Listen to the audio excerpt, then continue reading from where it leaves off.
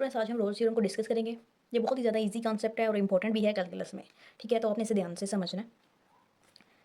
सबसे पहले इसकी डेफिनेशन रीड करते हैं। A function f satisfy the Rolle's theorem. एक कोई फंक्शन है वो सेटिस्फाई करेगा रोल्स थ्योरम को if and only if f of x is continuous at close interval A B पर।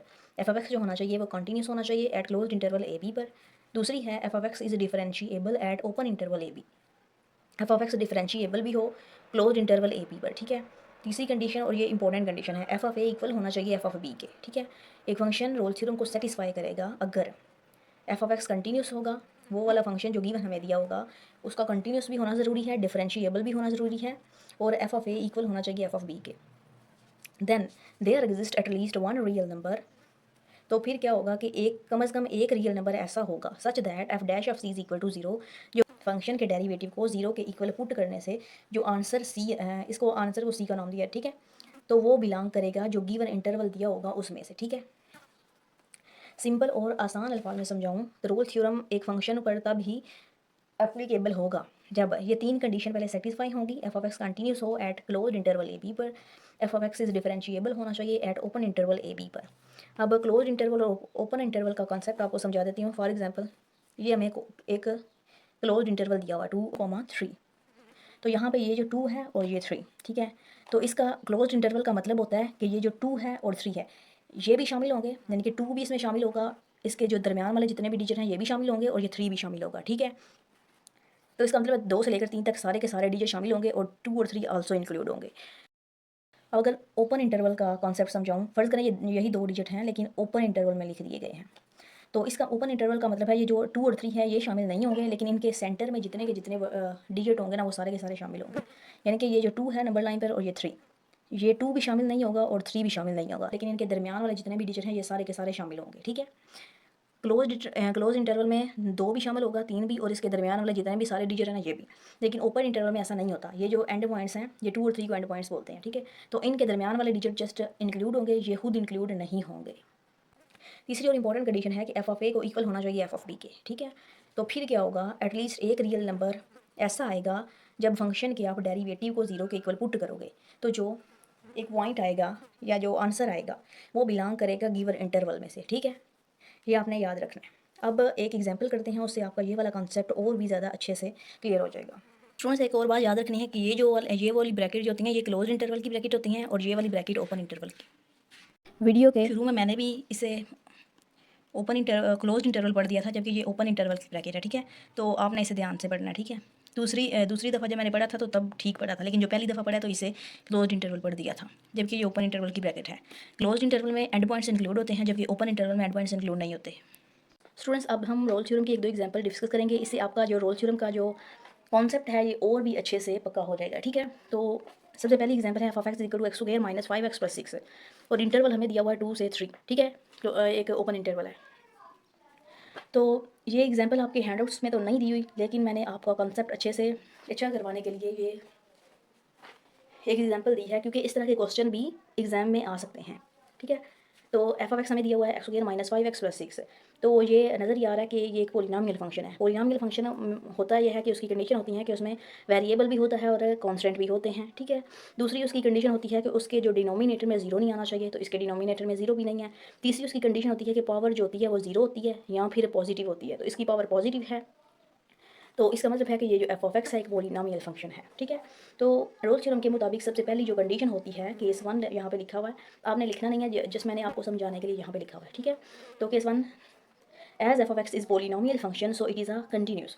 ये बात आपने एमसीक्यूज़ के लिए भी याद रखनी है, जितने भी पोलिनोमियल फंक्शन होते हैं वो हमेशा कंटिन्यूस होते हैं। ठीक है, और दूसरी कंडीशन है कि ये जो एफ ऑफ एक्स दिया हुआ है इसको चेक करना कि ये डिफरेंशिएबल है या नहीं। तो एफ ऑफ एक्स का डेरिवेटिव लें तो एफ डैश ऑफ एक्स आ जाएगा इज इक्वल टू, इसका एक्स वगैरह का डेरिवेटिव लिया तो पावर शुरू में आ गई, पावर में से माइनस किया तो एक्स आ गया, माइनस 5 बाहर निकालेंगे और एक्स का डेरिवेटिव लिया तो वो 1 आ गया, 1 को लिखना है, plus derivative of constant function तो वो आ गया 0। ठीक है, उससे भी नहीं लिखा, डायरेक्ट यहाँ पे ले लिया डेरिवेटिव, तो हमारे पास F dash of x is equal to 2x minus 5 आ गया। तो इसका मतलब है कि ये जो फंक्शन है ये डिफरेंशिएबल भी है। ठीक है, दो कंडीशन हमारी सेटिस्फाई हो गई। तीसरी कंडीशन होती है कि एफ ऑफ ए को इक्वल होना चाहिए एफ ऑफ बी के। तो लेते हैं एफ ऑफ ए की जगह, ये जो इंटरवल में पहली वैल्यू होती है वो ए होती है और दूसरी वैल्यू बी होती है। ए की जगह पुट किया 2, ये वाला, is equal to f of b की जगह पुट किया ये वाला 3, f of 2 is equal to f of 3। अब एफ यहाँ पे फंक्शन क्या है, ये वाला है, तो उसमें सारे जगह भी एक्स है वहाँ पे पुट कर देना 2 को।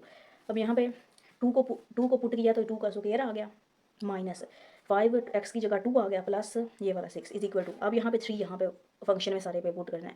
यहाँ पे आ गया 3 का स्क्वायर माइनस 5 एक्स की जगह आ गया 3 प्लस 6, 2 का स्क्वायर 4 माइनस 5 इंटू 2 10 प्लस 6, 3 का स्क्वायर 9 माइनस 5 3 टाइम 15 प्लस 6।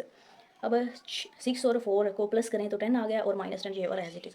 9 और 6 को प्लस करें तो 15 आ गया minus 15 as it is. 10 minus 10 0, 15 minus 15 0, यानी हमारे पास आ गया ना f of a equal f of B.